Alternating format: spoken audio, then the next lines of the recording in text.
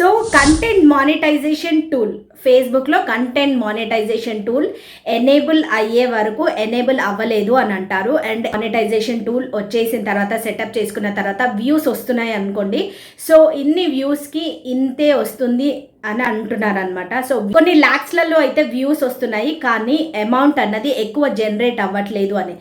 అండి, Facebook content monetisation టూల్లో మనకి చాలా ఎక్కువ వ్యూస్ వస్తే కానీ మనకి ఒక సర్టెన్ అమౌంట్ అన్నది జనరేట్ అయితే కాదనమాట.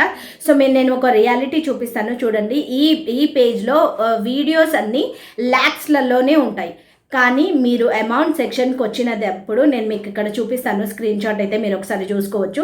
సో 15 మిలియన్ వ్యూస్ ఉన్న వాటికి కూడా మనకి జస్ట్ $3 అన్నదే ఉన్నాయన్నమాట. సో ఇవన్నీ ఇలా జనరేట్ అవ్వడానికి చాలా టైం అయితే తీసుకుంటుంది. సో కంటెంట్ మానిటైజేషన్ టూల్ వెనకాల పరిగెత్తడం ఆపేసి మీరు ఏ కంటెంట్ చేయాలి, ఏ కంటెంట్ వైరల్ అవుతుంది అండ్ కంటెంట్ మీద ఫోకస్ చేయండి. క్వాలిటీ ఆఫ్ కంటెంట్ మీద అండ్ క్వాంటిటీ ఆఫ్ కంటెంట్ మీద ఫోకస్ చేసినట్టయితే మీ కంటెంట్ మానిటైజేషన్ టూల్ ఎనేబుల్ అయినా కూడా మీకు ఒక సర్టెన్ అమౌంట్ అన్నది రావడం జరుగుతుంది. మీరు ఇక్కడ చూసుకోవచ్చు 15 మిలియన్ వ్యూస్కి జస్ట్ $3 ఉంది అంటే మీరు అర్థం చేసుకోవచ్చు ఎంత రెవెన్యూ అన్నది. $100 రావడానికి ఎన్ని మిలియన్స్ ఆఫ్ వ్యూస్కి వెళ్ళాలి ఒకసారి ఆలోచించండి. సో ఇలాంటి పేమెంటే వస్తే మంత్లీ మనకి ఈ $100 అన్నది జనరేట్ కావడానికి ఎన్ని ఇయర్స్ పడుతుంది.